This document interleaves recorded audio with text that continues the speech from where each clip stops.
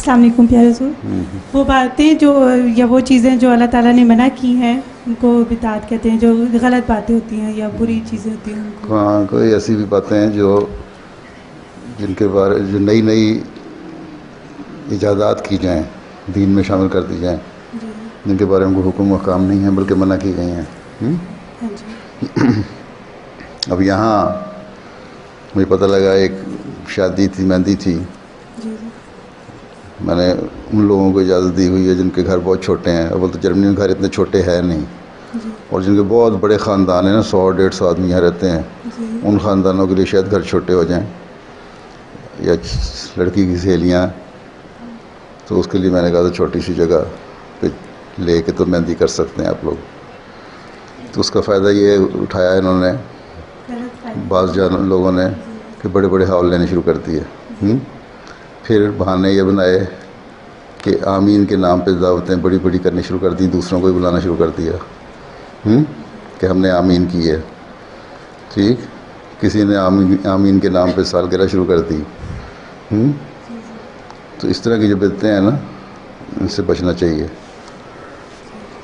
تو فی الحال تو میں نے کوئی سختی نہیں کی اس مہندی والی پہ, لیکن آئندہ ضرور ہو جائے گی. جو آمین اور اس طرح کی دوسری بدعات کو شامل کر لیتی ہیں مہندی کے نام پہ یا آمین کے نام پہ مہندیاں. کئی جگہ پہ دیکھا گیا ہے کہ لوگ یہ سمجھتے ہیں کہ شاید ہال لینے سے منع کیا ہے, کہ چھوٹی جو ہال لینے سے میں نے کہا کہ بڑے خاندان ہیں, رشتہ داروں کو کھانے پہ بلانے میں کوئی حرج نہیں ہے, ایک دن کے لیے, شادی سے ایک دن پہلے.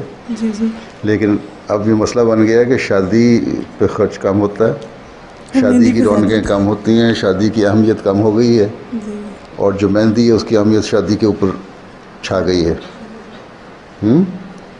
اصل چیز وہ ہے, اسلام میں صرف 2 چیزوں کی اجازت ہے دعوت کی, شادی اور ولیمہ. ایک حدیث میں آیا, عام سلم کے پاس صحابی ایک آیا کہ کپڑوں پہ رنگ لگا ہوا تھا. میں نے کہا کیا بات ہے؟ میں نے کہا شادی ہوئی ہے میری.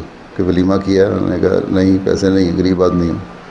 انہوں نے کہا مچھلی چاہے بکری کے ایک پائے کا ولیمہ کرو, لیکن کچھ نہ کچھ لوگوں کو گھر میں ضرور بلانا چاہیے. ان کو کھلا دو, اپنے قریبیوں کو, رشتہ داروں کو. اس حد تک اس کی اہمیت ہے. کہیں نہیں آیا کہ تم نے مہندی کی تھی کہ نہیں. آپ ہمارے لیے دعا کریں کہ ہم اس طرح کی چیزوں سے دور رہیں. ہم مہندی نہ کریں؟ اچھا, جن کی شادیاں نہیں ہوئی وہ مہندی نہ کریں. نہیں, مطلب ہم آگے کہیں پہ غلط ہو رہا ہے تو ہم بھی اس سے بچیں اور ہم باقیوں کو بھی بچانے والی بنیں. جی.